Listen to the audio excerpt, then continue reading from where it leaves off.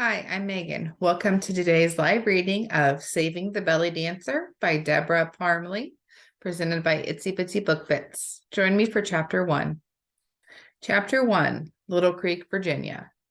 Navy SEAL Antonius Tony Cutter Cuttino slid his 6-foot frame behind the wheel of his red Corvette.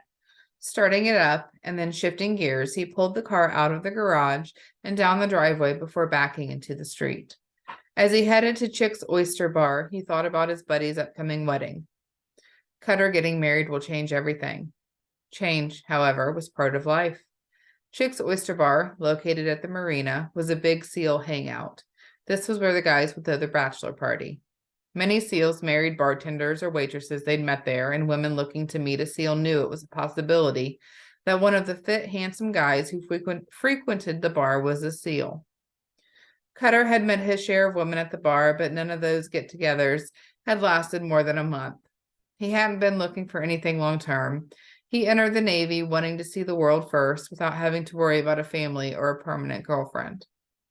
His grandmother was still living, and other than a large group of cousins, she was the only family he had in the States to come back to. His job as a SEAL suited his adventurous soul. Still fit and mentally sharp, his grandmother had her circle of friends and stayed busy, though she was always happy to hear from Tony or be surprised by his visits. Thinking of her, he reminded himself to call her tomorrow before the day was over.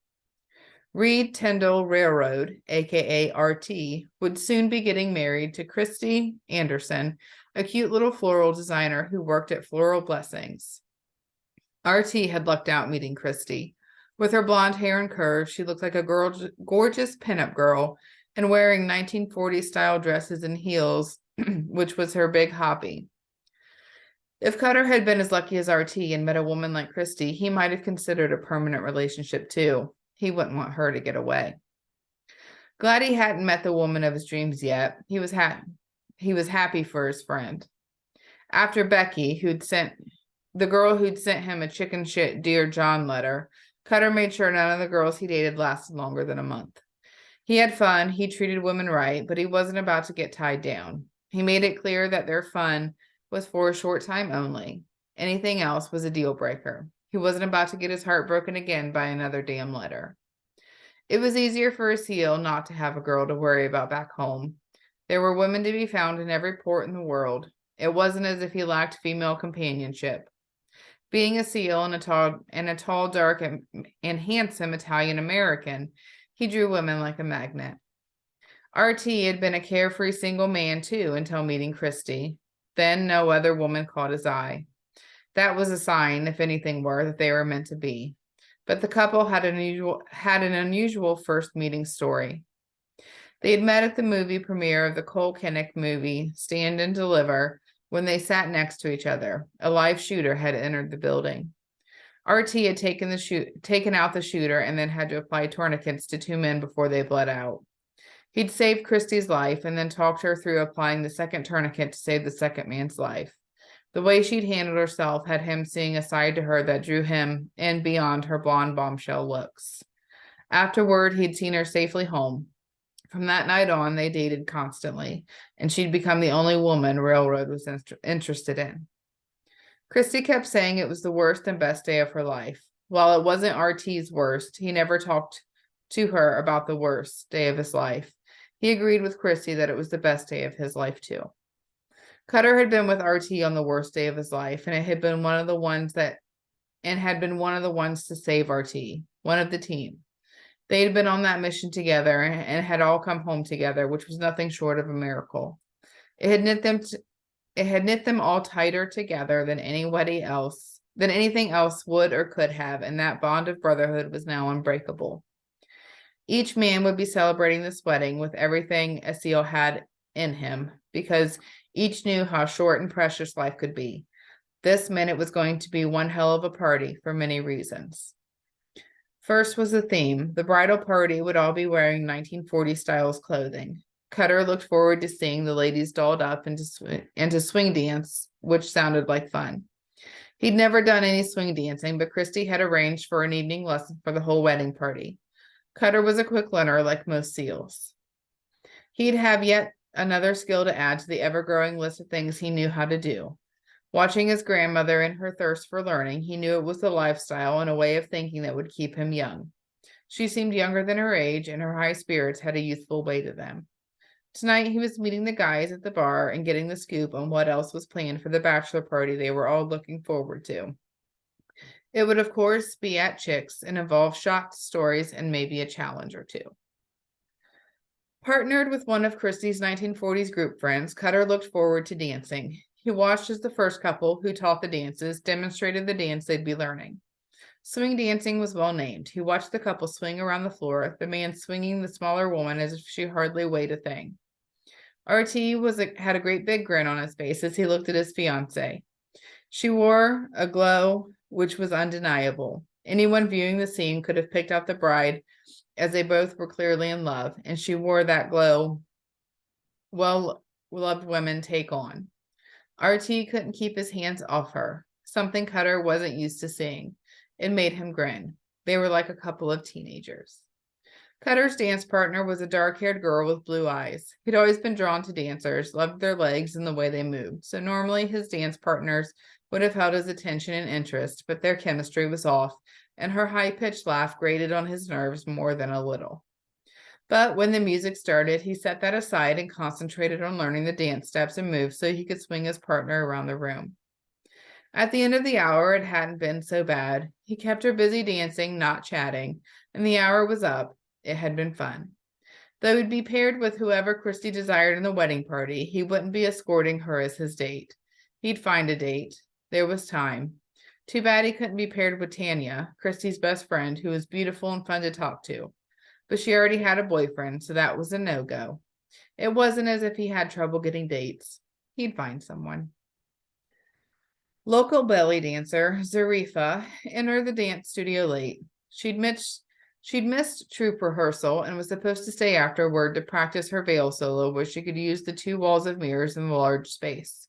Her apartment was much too small to spin around in with a veil without knocking things over, and she couldn't do that anymore. Not with the porcelain figurines Hassan had given her decorating.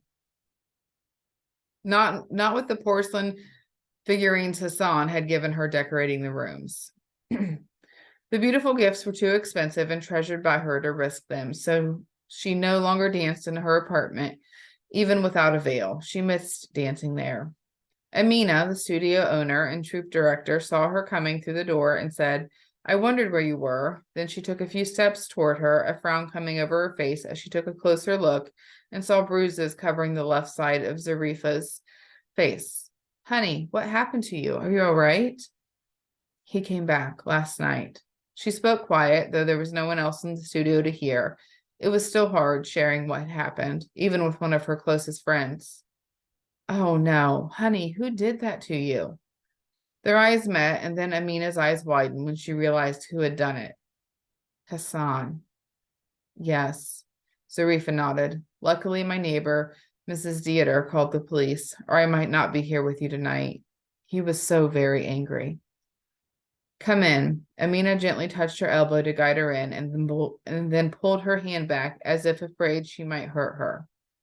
"Was that okay? I don't want to touch you where it hurts." "Yes, I'll be fine. I'm just a bit beat up at the moment." She gave a slight shrug. Though this was a different kind of bruising, Zarifah had grown accustomed to bruises left by gymnastics when she was young and still learning. Her sights set on the Olympics, she and her coaches had pushed her hard back then. Bruising happened. You got over it. She set her jaw, summoning that determination which she learned at a young age. Amina pulled a chair around for her. "Sit, rest. I'll make us some tea. Then I want you to tell me what happened." Okay. Zarifah sat, but didn't relax in the chair. She hadn't relaxed since the night the man she thought she loved, who she thought had loved her, had turned into a monster. She wondered if she would ever relax again. Amina loved tea and any excuse to make it. Tonight was no exception. "Chamomile this evening, I think. It's a soothing tea. Sound good?" Zarifah nodded and then watched her friend as she readied the small portable tea maker, pouring the water into it before starting the water to boil. Once the tea was ready, Amina would want her to tell everything that had happened with Hassan. "Hopefully the bruises will be gone before our next performance. If not, I'll have to bow out. Hassan will get his wish if I'm not dancing. I don't want anyone taking photos or videos of me looking like this. She had to tell Amina, and she also needed to tell her that Hassan was dangerous in case he ever showed up near any of the other dancers. They were used to him and wouldn't see him as dangerous, so everyone needed to be told. It wouldn't be right to keep it private and keep them in the dark. Security at the venues and their dance schedule wouldn't have seen him before. She'd run through the list of places in her head. She'd run through the list of places in her head on the drive over to remember if he'd ever come to watch her dance at any of them. He hadn't. She wished she hadn't burned all of her pictures of him last night and blocked him on social media when she'd been too upset to think she might need one photo of him. She'd been thinking she'd never wanted to see his face again. They would have to find a picture of him somewhere, somehow, to give to security. Maybe Amina can help. It was important that all of their dance sisters be safe. Cutter was running late for the first half of the bachelor party at the Sweet Kitty Cat Club and didn't want to miss the main event. They would watch the girls and then move on to chicks for drinking games and hot chicks. Being on the SEAL teams meant you could be called away on short notice for a good long time and called away often. That made it hard on girlfriends, fiancés, and wives. RT had worried that Christy might not be able to deal with that lifestyle, but she was sure she wanted this. Time would tell, but they had a good chance of making it last. Christy was a good woman. RT had made a wise choice in her. She was a real cutie with her retro pinup outfits and good girl next door good looks. The wedding party would be in navy dress uniforms for the men, and the women would be in vintage dresses like Marilyn Monroe would have worn. The kind that showed off all their curves. Cutter was all for that look and looking forward to all the eye candy at the wedding. He couldn't have been happier for the couple. RT was happier than Cutter had ever seen him, and Cutter could envision the two of them as a happily married, gray-haired couple in their twilight years together. He wanted that too when he grew old. But that was far into the future. He was living in the now, the today, because that was all anyone ever really had. Tonight, Cutter was running late to the party, but with any luck, the headline dancer wouldn't have started yet. He enjoyed watching dancers with their long legs that could wrap around a man and their toned bodies, which moved in ways that made him think of moving with them in a more intimate way across the sheets. Dancers were hot. This first half of the party at the strip club should be good. He sped up, his mind on long-legged females stripping. While he was glad for RT and their other buddy, Seal Tanner Diesel Taylor, who had a wife and 2 kids now, he wasn't ready to find his own wife and settle down. He was too busy having fun in between deployments. Dating strippers was part of that fun. The next morning, Tony's cell phone rang, vibration mode, making it dance on the nightstand. He reached for the phone. His 80-year-old grandmother was calling, so he answered. "Good morning, Grandma," he said as he glanced at the stripper sleeping next to him in bed.